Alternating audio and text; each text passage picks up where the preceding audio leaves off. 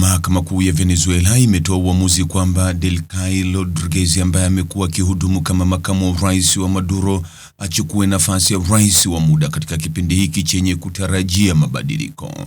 Mahakama Kuu inasema kumweka Rodriguez katika nafasi hiyo ni muhimu ili kuhakikisha mwendelezo wa utawala na ulinzi kamili wa taifa kulingana na Reuters. Mahakama itajadili swala hilo ili kuamua mfumo wa kisheria unaotumika ili kuhakikisha mwendelezo wa serikali, utawala wa serikali na ulinzi wa eneo lililo huru katika kipindi ambapo rais wa jamhuri amelazimika kutokuwepo kulingana na Reuters.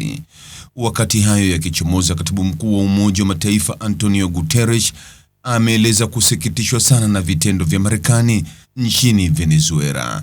Amesema ana wasiwasi mkubwa na operesheni ya kijeshi ya Marekani nchini Venezuela, akiongeza kuwa ina athari za kutia wasiwasi kwa eneo hilo kulingana na taarifa iliyotolewa na msemaji wa UN. Bila kujali hali ilivyo nchini Venezuela, matukio haya ni mfano hatari, inasema taarifa hiyo, na kuongeza kuwa katibu mkuu ameendelea kusisitiza umuhimu wa heshima kwa wote kwa sheria za kimataifa, ikiwa ni pamoja na mkataba wa Umoja wa Mataifa. Ana wasiwasi mkubwa kwamba kanuni za sheria za kimataifa hazijaheshimiwa.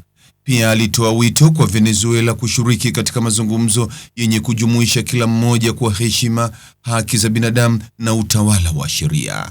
Mkutano wa dharura wa Baraza la Usalama la Umoja wa Mataifa umeitishwa Jumatatu na Colombia kwa usaidizi wa Urusi na China. Mtazamaji, ni yapi maoni yako kuhusiana na taarifa hii?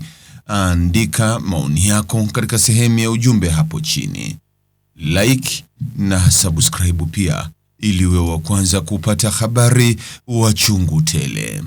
Hii ni Focus News. Jina langu ni Deo Kaji Makomba.